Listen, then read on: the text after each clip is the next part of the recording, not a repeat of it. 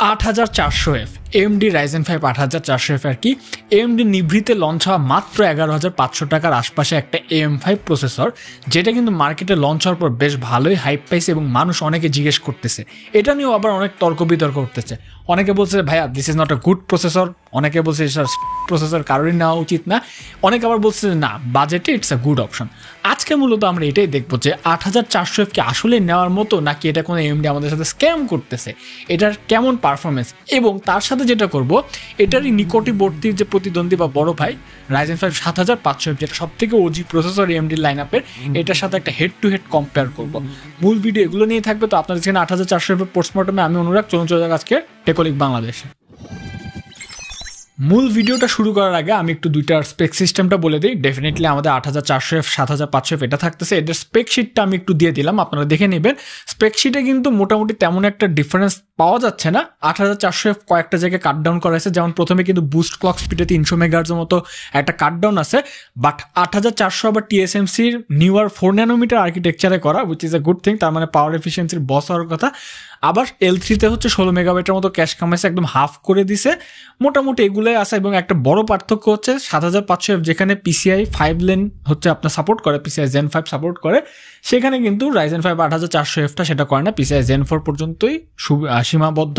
এবং আরেকটা জিনিস হচ্ছে যে Ryzen 5 7500F যেখানে 28টা লেন আছে, সেখানে কিন্তু হচ্ছে আপনার Ryzen 5 8400F 24টার মতো লেন আছে। আমরা এবার আমাদের যে স্পেক সিস্টেমটাতে আগে হচ্ছে ইউজ করেছি সেটা একটু বলে নিই। আমরা হচ্ছে দুইটা প্রসেসর অফকোর্স আছে, তারপর হচ্ছে MSI B650MP এই মাদারবোর্ডটা পিক করছি, কোর্সারের Vengeance 6000 মেগাহার্জের হচ্ছে 16GB DDR5 র্যাম, তার সাথে ছিল হচ্ছে একটা 500GB এর হচ্ছে SSD এক্সোসির G400 যেটা। এবং আমরা একটা কাজ করছি, এই দুইটা প্রসেসর স্পেশালি 8400F এর সাথে কিন্তু ARC B580টা পেয়ার আপ করছে, বিকজ অনেকে কমেন্ট করে জানাইছেন যে ভাইয়া আমাদের ARC B580 প্লাস 8400F এর একটা গেমিং টেস্ট করে বলেন যে কি অবস্থা, ওভারের জন্য তো কোনো ব্যাপার স্যাপার আছে কিনা। তো তারা যারা এটা চাচ্ছিলেন তারাও কিন্তু এই অ্যান্সারটা পেয়ে যাবেন।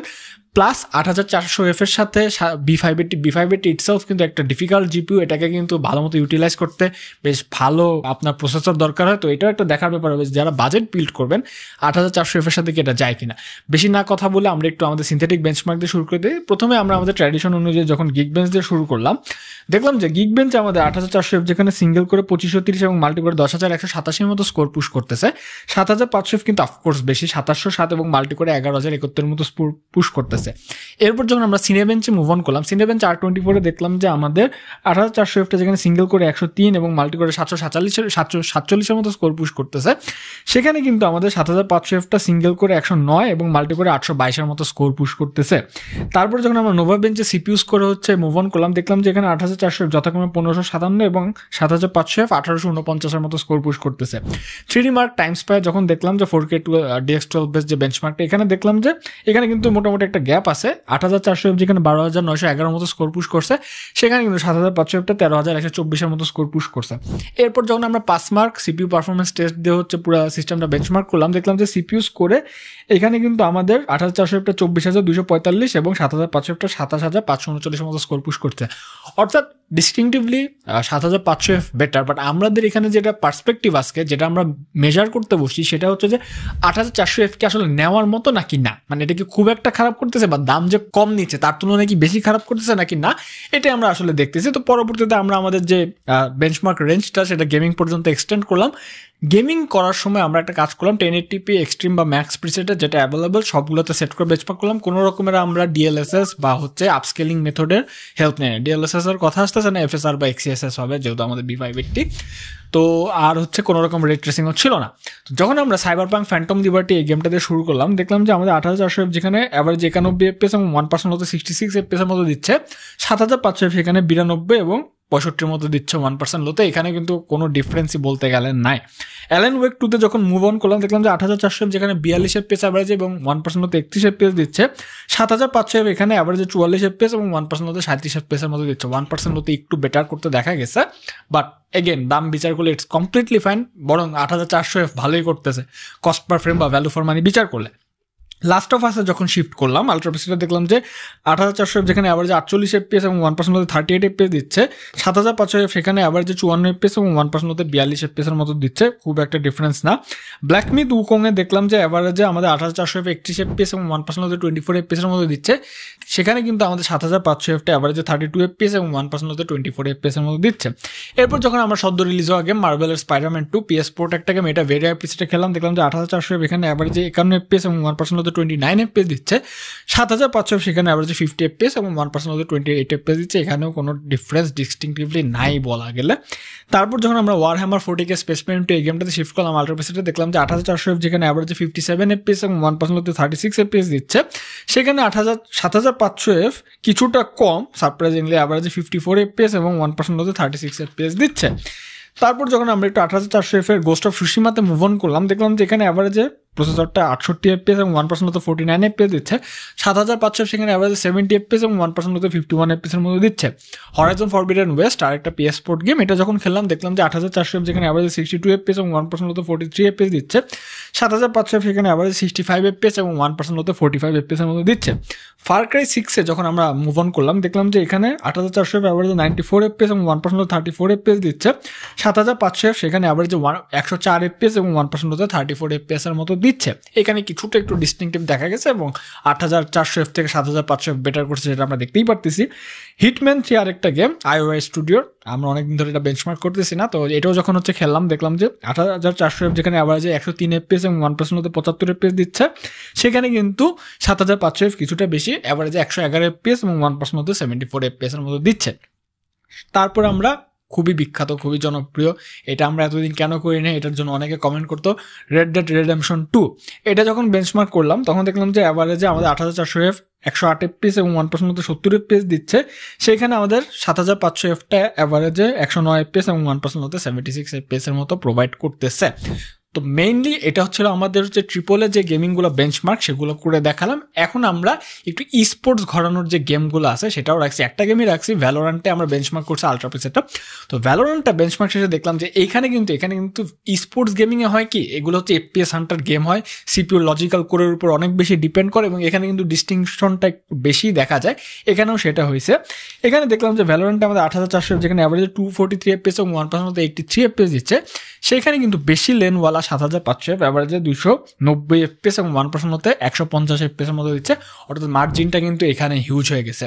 আমরা ট্রিপলে যে গেমগুলো বেঞ্চমার্ক করছি এগুলো কিন্তু আসলে মোটামুটি গ্রাফিক্স কার্ডকে বেশি স্ট্রেস আউট করে, সিপিইউ কিন্তু বটলনেক হওয়ার কোনো ফ্যাক্টর সেভাবে থাকে না, এই কারণে কিন্তু সেরকম কিন্তু আমরা ডিফারেন্স খুব একটা দেখতে পারি নাই। বাট যারা স্পোর্টস করার চিন্তা করতেছেন তারা কিন্তু আবার একটু হায়ার গ্রেডের প্রসেসরে গেলে ডেফিনেটলি বেশি অ্যাডভান্টেজ পাবেন, তা দেখাই যাচ্ছে। এটা যদি আমরা অ্যাপেক্স লেজেন্ড অথবা আপনার দ্য ফাইনালসে সর্ট আউট করতাম তখন কিন্তু দেখতাম যে এরকমই ডিস্টিংশন দেখা যাচ্ছে। তো ট্রিপল এ গেমারদের জন্য কিন্তু এক্সট্রা 3-4,000-5,000 টাকা এক্সট্রা খরচ করা ইজ ওয়ার্থ ইট, আমার যা মনে হয়েছে আর কি, বিশেষ করে যাদের অনেক হাই FPS লাগে। তো আমরা ট্রিপল এ গেমটাকে একটু স্ট্যান্ডার্ড ধরলাম, তো আমরা যখন কস্ট পার ফ্রেমটা মেজার করলাম তখন দেখলাম যে এখানে কিন্তু আমাদের 8400 টা অ্যাভারেজে 68.6 FPS দিচ্ছে, আবার কিন্তু আমাদের 7500 টা অ্যাভারেজে 71.3 FPS দিচ্ছে। হিসাবের খাতিরে যদি আমরা করি 7500 টা আপনাকে মাত্র 4%-এর মতো আপলিফট দেবে প্রসেসরের যে আপলিফট, বাট বদলে তার জন্য আপনার প্রায় 42-43% টাকা এক্সট্রা খরচ করতে হবে। তার মানে এটা বলাই যায় যে 8400 কিন্তু কোনো দিক দিয়ে পিছায় নেই। বাট কোথায় কোথায় পিছাবেন বা কোথায় কোথায় ঘাপলাগুলো আছে সেগুলো আমরা একটু পরবর্তীতে ডিসকাস করব। বাট এখন যেটা ডিসকাস করা দরকার, প্রোডাক্টিভিটি পারফরমেন্সটা একটু দেখা দরকার। প্রোডাক্টিভিটি পারফরমেন্স আমরা একটু যদি ব্লেন্ডার দিয়ে শুরু করি, এখানে দেখলাম যে আমাদের 8400 টা মনস্টার ক্লাসরুম জাংশপে 139 এর মতো স্কোর পুশ করছে, আর আমাদের 7500 প্রসেসরটা ইটসেলফ 196 মতো স্কোর পুশ করছে। এরপর যখন আমরা একটু পুজের দ্য ভিঞ্চিতে মুভ অন করলাম, সেখানে যে দেখলাম যে পুজের দ্য ভিঞ্চিতে আমাদের 8400 টা 4161 মতো স্কোর পুশ করছে, সেখানে কিন্তু আমাদের 7500 টা টোটালে ওভারঅল স্ট্যান্ডার্ডে 5040 মতো স্কোর পুশ করছে। অর্থাৎ এখানে কিন্তু গ্যাপ আছে, বিকজ এই ধরনের এডিটিং বেস যে সফটওয়্যার বা বেঞ্চমার্কগুলো আছে এগুলো কিন্তু পিসিআই লেন বেশি অ্যাক্সেস করে অ্যাট আ টাইম, এর জন্য কিন্তু এখানে 7500 একটু ভালোই আগানো পারফরমেন্স করছে।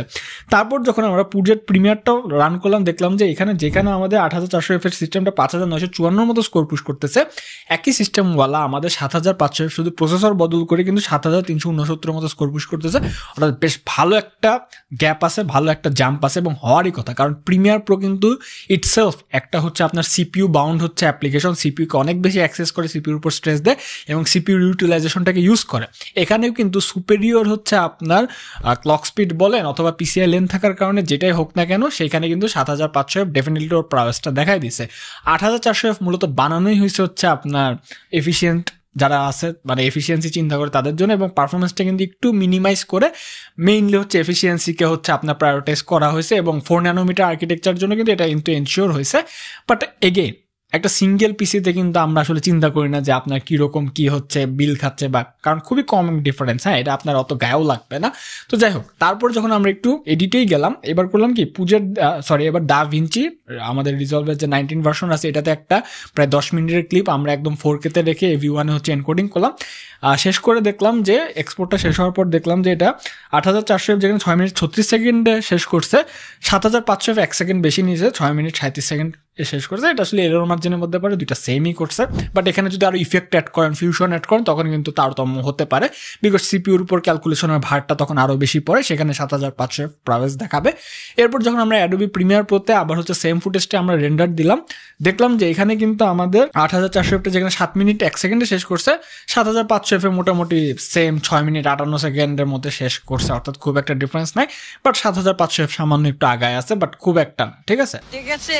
তাহলে মোদ্দা কথা এখন 8400F কে নিয়ে কি বলা যায়? আপনার কি এটা নেওয়া উচিত, নাকি 5000 টাকা এক্সট্রা খরচ করে 7500F বা 7400F একটা প্রসেসর আছে, ওটার দাম মনে হয় 3-4000 টাকা বেশি, এটা নেওয়া উচিত? আমার যেটা বেঞ্চমার্ক করে মনে হলো, if you are not into fully CPU bound applications or games, তাহলে কিন্তু আপনি 8400F একটা সলিড চয়েস হতে পারে। হ্যাঁ, এটার দুর্বলতা আছে, এটাতে আপনি PCI 5 স্লটের যে সাপোর্ট সেটা পাবেন না। এখন নেক্সট জেনারেশন যে গ্রাফিক্স কার্ডগুলো আসতেছে, ওগুলোতে কিন্তু Zen 5 এর হচ্ছে আপনার স্লটের সাপোর্ট থাকতেছে, ওদের মেমোরি হচ্ছে অ্যালোকেশন হয়তো বা PCI Zen 5 এর স্লট দিয়ে হবে, সিপিইউ লেনে যদি অ্যাক্সেস করতে পারে ভালো হয়। অথবা কেউ যদি চিন্তা করেন যে PCI Zen 5 হচ্ছে আপনার SSD নেবেন, তাহলে কিন্তু আপনার Zen 5 লেনের দরকার হবে প্রসেসরের মধ্যে। বাট একটা কথা চিন্তা করেন, যেই মানুষটা 7500F বা 8400F গ্রেডের প্রসেসর নিবে, তার বাজেটটা প্রসেসরের অ্যারাউন্ড 11 থেকে 15,000 টাকা। হ্যাঁ, তো এর মধ্যে এই প্রসেসর নিলে, প্রসেসরের বাজেট যদি এটা হয় যেটা একটা পিসির মেইন কম্পোনেন্ট, তাহলে কিন্তু তার দেখা যায় আমাদের যে প্রজেকশন, ওই পিসিটা না খুব একটা 1 লাখের বেশি ক্রস করে না, 1,80,000 বা 1,10,000 এর বেশি। 1,10,000 মধ্যে গেলে আপনার গ্রাফিক্স কার্ড হিসেবে বাধ্যতামূলক কি এই B580 নিতে হয়, 4060 নিতে হয়, বা হাইয়েস্ট গেলে 4060 Ti নিতে হয়, যেগুলো কিন্তু আপনার Zen 5 দরকার নাই। এবং আপনি যদি একটা Zen 5 PCI Zen 5 ওয়ালা সাপোর্টেড যদি একটা SSDও লাগাতে চান, এমনিতেও এখন Zen 5 SSDর প্রাইস অনেক হাই, বাট ধরে নিলাম তর্কের খাতিরে যে Zen 5 SSDর প্রাইসটা আগামী 1 বছরের মধ্যে মেইন স্ট্রিম হয়ে যাবে, কমে আসবে। হ্যাঁ, তারপরে কিন্তু এটা লাগাতে আপনার Zen 5 সাপোর্টেড একটা মাদারবোর্ড লাগে, যে মাদারবোর্ডগুলোর দামই শুরু হয় 20-21-22,000 টাকা, ক্ষেত্র বিশেষে আরও বেশি, এবং আরও বেশি মাদারবোর্ডও দেখা যায় যে Zen 5 স্লট নাই। তো অনেক এইসবের ব্যাপার আছে। বাট আপনারা যদি চিন্তা করেন যে না, একটা ক্লাসিক বিল্ড নিব, একটা ঝুটঝামেলাহীন গ্রাফিক্স কার্ড চাই এবং আর কোনোদিন হাত দিব না, প্ল্যান নাই, তাহলে আপনারা 8400Fটা নিতে পারেন। বাট ওইগুলোর ক্ষেত্রে যদি আপনারা সেন্সিটিভ হন, কি ক্ষেত্রে আপনি হাই ভ্যালু হাই FPS হান্টিং হচ্ছে স্পোর্টস গেমিং করেন, তাহলে 7500F এর ক্ষেত্রে 5,000 টাকা এক্সট্রা খরচ করা হয়তো একটা ভালো অপশন হতে পারে, বিকজ এটা কিন্তু বেশ ভালোই পারফরমেন্স আপলিফট করেন। বাট আপনার অত প্যারা নাই, আপনি অত চিন্তা ভাবনা করতেছেন না, নিলেই হয় ভাই, সব ওভারঅল ব্যালেন্স চলুক, কাজ হইলেই হলো, ভালো মতো চললেই হলো, নেক্সট জেনারেশন সিপি এবং আপগ্রেডের হেডরুম থাকলে হলো, তাহলে 8400F কিন্তু একটা সলিড চয়েস হয়। আমরা যে এখানে লেনের ডিফারেন্সটা দেখছি, 28 লেন আর 24 লেন, এই লেনের ডিফারেন্সের কারণে কিন্তু পারফরমেন্সে খুব একটা পেনাল্টি আমরা পেতে দেখি না, because systems are very much efficient now. এবং যারা চাচ্ছিলেন B580 কিন্তু এখানে ওভারের জনিত ইস্যুগুলো বেশি করে, যেহেতু B580 এখানে কিন্তু খুব একটা ডিফারেন্স দেখায় না, ভালো করছে, ডেফিনেটলি শিওর থাকেন AMD বা এনভিডিয়ার যে কোনো জিপিইউ আরও ভালো করবে, বিকজ আমরা ওভারহিটের ভিডিওতে এটা হচ্ছে আলোচনা করছিলাম যে ডেফিনেটলি কিন্তু এনভিডিয়ার AMDর শিডিউলিং অনেক বেটার ইন্টেলের জিপিইউ থেকে। তো এই ছিল মোটামুটি আমাদের ভিডিওটা যদি ভালো লাগে তাহলে লাইক দিতে পারেন, and subscribe to the channel is a must. এগুলো সবই আমরা টেকলাইন থেকে জোগাড় করছি, চাইলে ওদের ওয়েবসাইটে দেখতে পারেন, পিসি বিল্ড করলে ওখান থেকে নিতে পারেন। তো দেখা হবে অন্য কোনো ভিডিওতে, ততদিন গুড বাই, অ্যান্ড ডেফিনেটলি আইল catch on the next one.